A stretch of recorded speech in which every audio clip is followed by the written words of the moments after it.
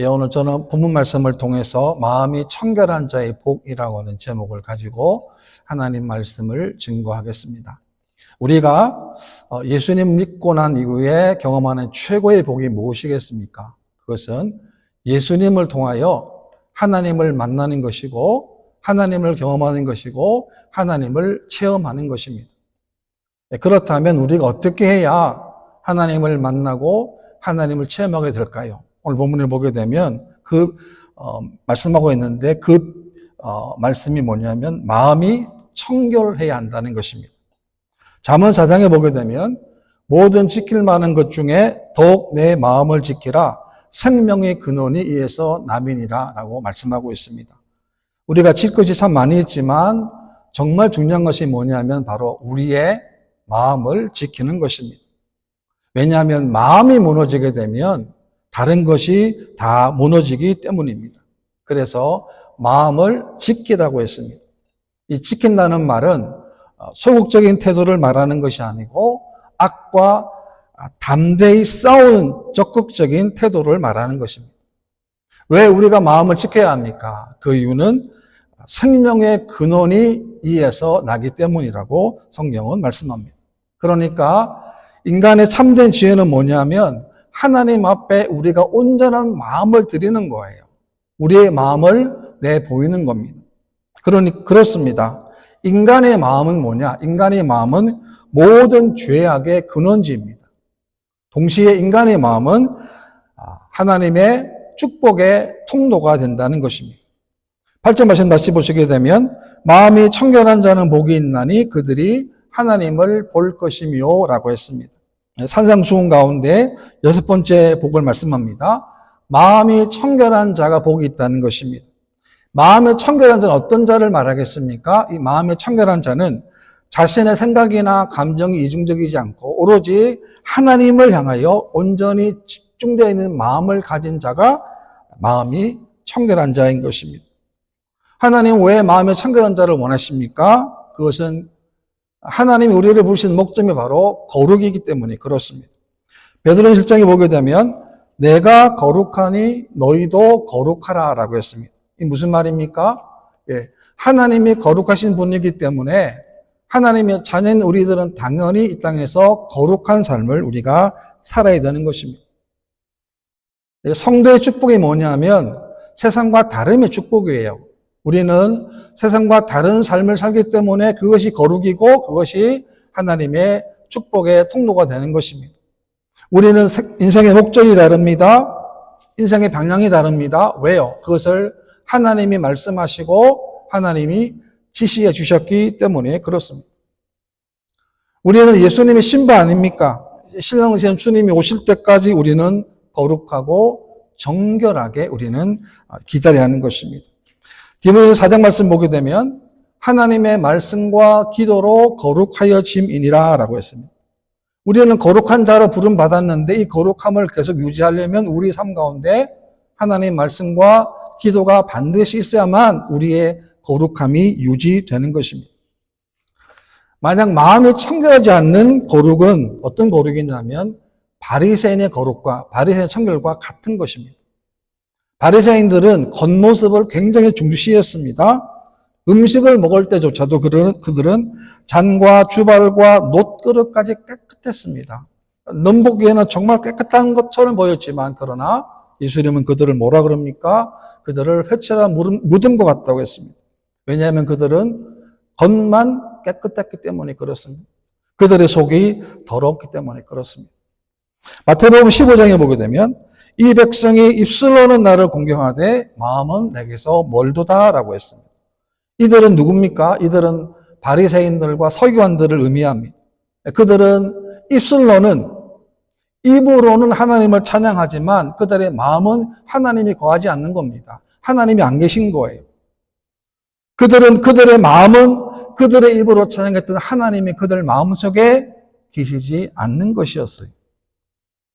그래서 우리는 우리 자신을 뒤돌아보아야 합니다. 우리가 혹시 입술로만 사랑을 외치는 것은 아닌지, 입술로만 헌신을 외치는 것은 아닌지, 입술로만 하나님을 외치는 것은 아닌지를 우리가 되돌아보아야 하는 것입니다. 예수를 믿으면 믿을수록 우리 이런 싸움을 해야 되는데 바로 어떤 싸움이냐? 위선과 외식과의 싸움이라고 하는 것입니다. 우리는 누구를 기준으로 삼는 것인가? 누구를 바라보는가? 우리는 사람을 바라보거나 사람이 기준이 아닙니다. 우리는 하나님을 바라보고 하나님이 기준이 되어야 하는 것입니다. 그런데 사람이 기준이 되면, 사람이 목적이 되면 그 신앙은 외식적일 수밖에 없는 것입니다. 구약 성경과 호세아서를 보게 되면 호세아 선지자가 고멜이라고 하는 여자와 결혼을 해서 자녀를 낳는데 그 자녀가 이스르엘, 또 로루하마, 로암이에요. 그 이름을 보게 되면 로루하마라는 이름의 뜻이 뭐냐면 긍휼을 입지 못한다는, 또 용서받지 못한다는 뜻입니다. 또 로암미는 뭐냐면 그 이름이 내 백성이 아니라는 거예요. 무슨 말이냐면 내 백성의 자격이 없다는 거예요. 그런 이름을 하나님은 호세아에게 주신 거예요. 왜 이런 이름을 주셨겠습니까? 그 이름을 통해서 지금 이스라엘 백성들의 삶의 모습이 어떤가를 그들에게 보여주고 싶으신 하나님의 의도를 우리가 알 수 있다는 거예요. 이스라엘 백성들은 그들의 지금 누리고 있는 그 축복이 이방 우상들을 섬겨서 복받은 줄 알고 있는 거예요. 하나님 주셨습니다. 하나님 그들에게 놀라운 계획을 주시고 은혜를 주시고 축복을 주셨는데 이스라엘 백성들은 그것이 하나님으로부터 온 것이 아니고 자신들이 섬기는 이방 유상들로부터 받은 것이라고 생각을 한 거예요. 그러나 이스라엘 백성들은 눈에 보이는 조금의 물질의 풍요 때문에 영원한 하나님의 축복과 은혜를 그들이 놓치고 말았습니다. 호세아 4장 말씀 보게 되면 내 백성이 지식이 없으므로 망하는도다. 지식이 없기 때문에 그들이 망한다라고 명령하고 있고 말씀하고 있다는 게, 그들이 하나님에 대한 지식을 버렸다라고 성경은 말씀하고 있습니다. 여러분, 세상에 권세가 많고 명예가 많고 물질이 많다 할지라도 그것이 하나님만이 있지 않는다면 그 물질과 그 명예와 그 의미는 아무런 의미를 우리가 가질 수 없는 것입니다.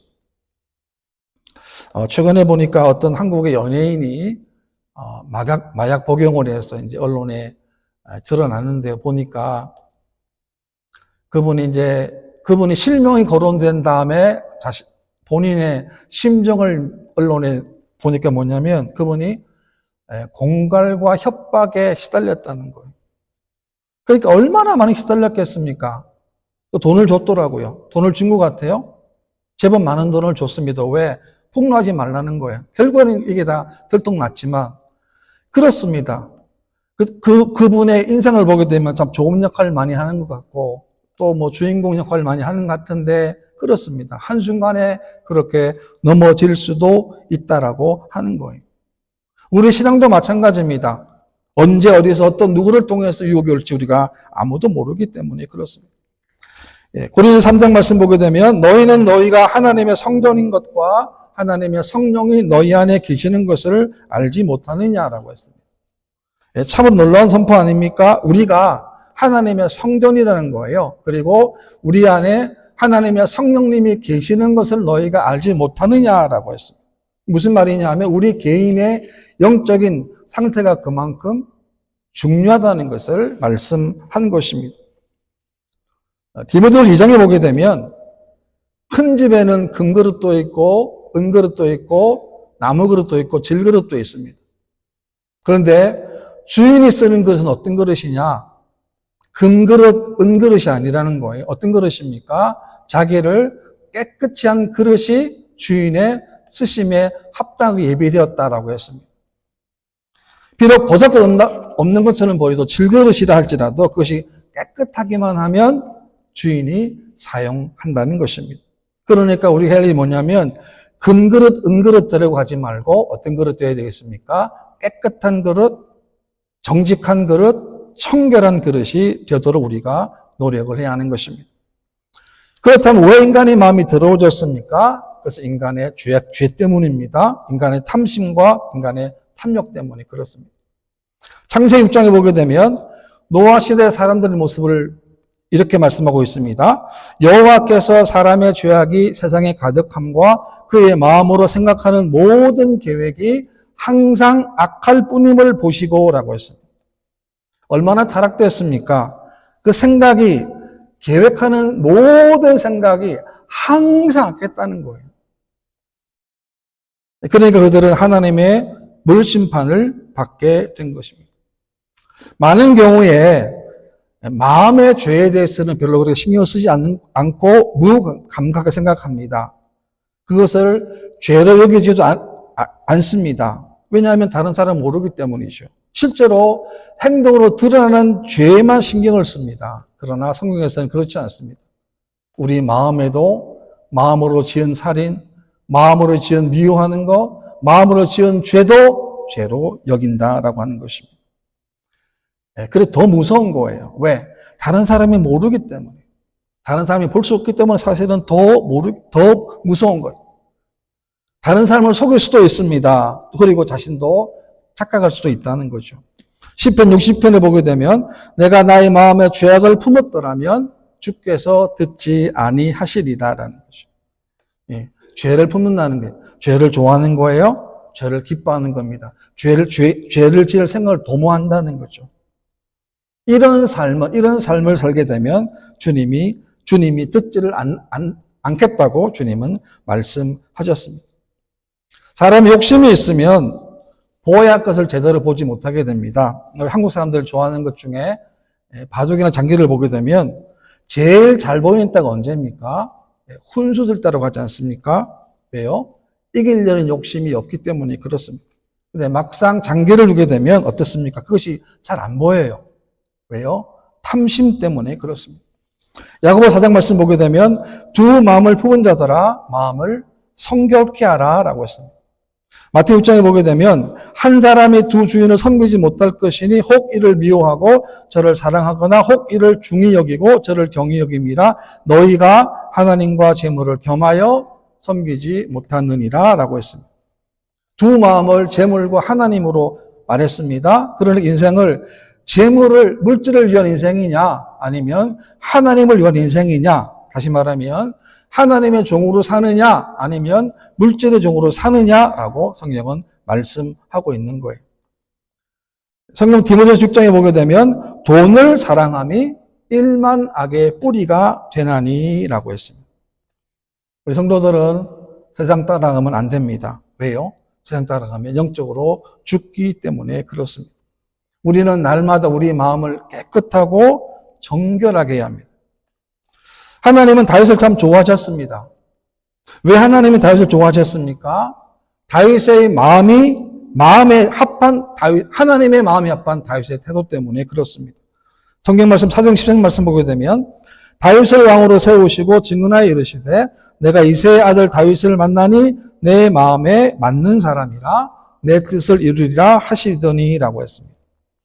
하나님 마음에 맞는 사람이라는 것은 하나님과 마음이 같다는 거예요. 하나님과 마음 일치하는 사람이 누구냐? 바로 다윗이라는 거예요. 다윗이 가장 뛰어났던 순간이 언제겠습니까? 그가 죄를 몰래 범하고 선지자의 책망을 받을 때였습니다. 다윗이 죄를 범했습니다. 자신의 죄를 숨기기 위해서 죄 없는 우리아를 죽게 했습니다. 그때 당시 무명의 선지자였던 나단이 찾아와서 다윗의 죄를 책망했을 때에 다윗은 어떻게 합니까? 즉시 애통하며 즉시 회개했습니다. 이런 마음이 하나님 마음에 합한 다윗의 모습이었어요. 반대 사람도 있습니다. 사울입니다. 사무엘상 13장 보게 되면 사울이 전쟁을 앞두고 있는데 사무엘이 오지 않는 거예요. 마음이 조급합니다. 백성의 마음이 불안합니다. 염라는 마음이 가득 찼습니다. 그래서 그가 어떻게 합니까? 하나님께 제사를 드립니다. 나중에 사무엘이 도착했습니다. 사울의 말을 듣고는 그가 망령되 행했다라고 했습니다. 사울은 그때 내가 부득이하게 제사를 드렸다라고 자기 죄를 합리화했습니다. 이 사울과 이 다윗의 서로 다른 모습을 우리가 보고 있는데 우리가 어떻습니까? 우리의 죄가 다른 사람들에 의해서 발각될 경우는 흔치 않아요. 잘 모르기 때문에. 그런데 적어도 우리가 하나님의 성령님께서 깨닫게 해줄 때가 있습니다. 그때는 어떻게 되겠습니까? 즉시로 회개해야 하는 것입니다. 지혜로운 사람은, 믿음의 사람은 죄를 멀리합니다. 그리고 죄에 민감해야 합니다. 죄 짓는 사람, 또 우리가 죄 짓은 환경을 우리가 멀리해야 하는 것입니다. 하나님 원하시는 것은 더 많은 종교적 행사나 이벤트가 아닙니다. 하나님 원하시는 것은 우리가 하나님 섬길 때 진실한 마음으로, 정결한 마음으로, 거룩한 마음으로, 정직한 마음으로 하나님을 섬기는 거예요. 우리가 마음속에 죄가 있다면 그 죄를 토설하는 거예요. 하나님께 회개하고 자복하고 참여하는 것입니다. 그리고 하나님의 얼굴을 날마다 구하는 거예요. 왜냐? 내 힘으로 안 되기 때문에. 내 능력으로 이 죄욕을 다스릴 수 없기 때문에 그렇습니다. 저는 얼마 전에 저희 집에 냉장고를 보니까 여름에 있던 아이들이 좋아했던 그 유산균이 음료수가 있었습니다. 그래서 보니까 유통기한이 조금 지났는데 버리기는 좀 아깝고 애들을 먹이기 전에 그건 안 될 것 같아서 제가 유통기한이 조금 지난 걸 마셨어요. 이제 그다음부터는 어떤 일이 벌어지냐, 제가 지난 한 2, 3주 동안에 극심한 가려움증의 고통을 지금도 갖고 있습니다. 지금은 많이 좋아졌는데요, 여전히 있습니다. 제가 뭘 교훈으로 배웠겠습니까? 기한 지난 것 먹으면 안 된다. 그 결과는 엄청난 고통입니다. 제 온 가슴이 가려워서 혼이 났습니다. 여러분, 이것은 먹는 문제뿐만이 아닙니다. 우리가 지금 사방팔방으로 사단의 유혹이 널려 있습니다.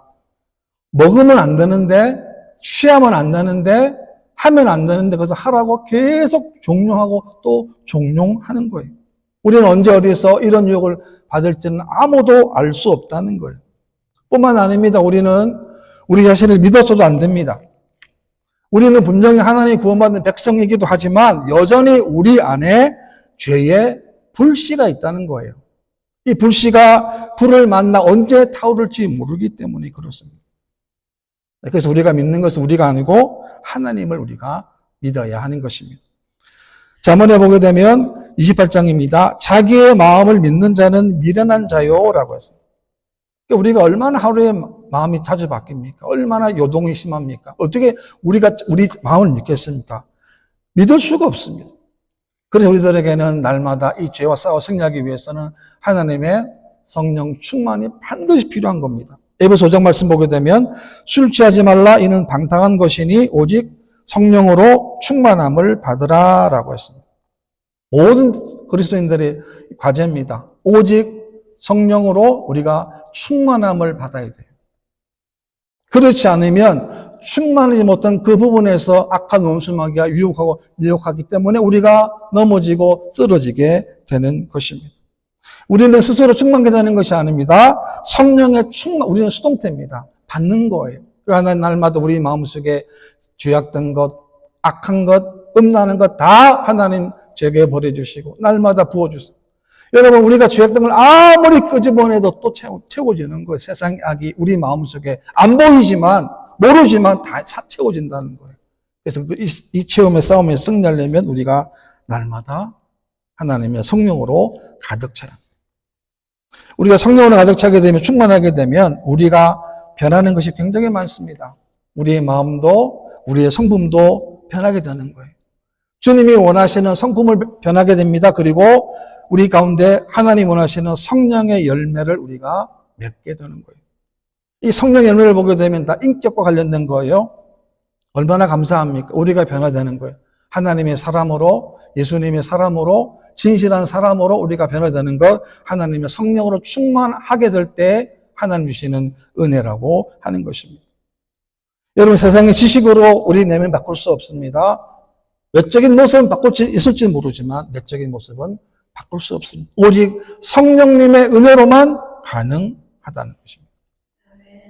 그렇다면 우리가 마음의 청결한 자의 복이 무엇입니까? 8절 말씀 다시 보시게 되면 마음이 청결한 자는 복이 있나니 그들이 하나님을 볼 것이미요 라고 했습니다. 마음이 청결한 자는 하나님을 본다고 했습니다. 마음이 올바른 자만이 하나님을 볼 수 있다는 겁니다. 하나님은 영이신 분입니다. 그래서 우리의 눈으로 하나님을 볼 수 없습니다. 그렇다면 무엇을 본다는 겁니까? 그것은 하나님이 행하신 일들을 우리가 볼 수 있다는 거예요. 우리가 매일 살아가는데 매일매일마다 왕 되신 하나님과 우리가 우주를 만드신 전능하신 하나님과 날마다 매 순간마다 함께 살아가는 것을 우리가 체험하고 경험한다는 것이 얼마나 귀한 일이고 얼마나 감사한 일입니다. 인생의 행복의 파랑새는 멀리 있는 것이 아닙니다. 내가 뭘 바라고 원하는 것이 이루어지는 그 순간이 되는 게 아닙니다. 우리는 매 순간마다, 매 오늘 하루하루 우리 삶 가운데, 삶의 현장 가운데서 우리가 하나님을 만나는 그 지점이, 그곳이 바로 가장 귀한 일이고 가장 큰 축복이 되는 것입니다. 네, 그렇게 되려면 우리가 날마다 우리의 마음을 깨끗하게 정리를 해야 하는 것입니다. 하나님 지금도 일하시는 분이십니다. 지금도 온 인류를 위해서 지금도 일하십니다. 하나님은 거룩하신 분입니다. 그러므로 우리도 날마다 하나님의 거룩한 것처럼 내가 거룩하니 너희도 거룩하라 하신 말씀처럼 우리가 날마다 이 땅에서 하나님의 거룩함을 드러내는 믿음의 삶이 되어야 하는 것입니다. 그 삶을 살 때 우리는 우리 삶 가운데 부족하지만 연약하지만 우리 삶 가운데 하나님이 살아계심을 우리가 체험하게 되는 거예요. 눈으로 보이지는 않지만 그 하나님의 흔적이, 그 하나님의 사랑이, 그 하나님의 말씀이 우리와 함께 하는 것입니다. 이런 믿음으로 승리하는 저희 여러분 되시기를 주님의 이름으로 축원합니다.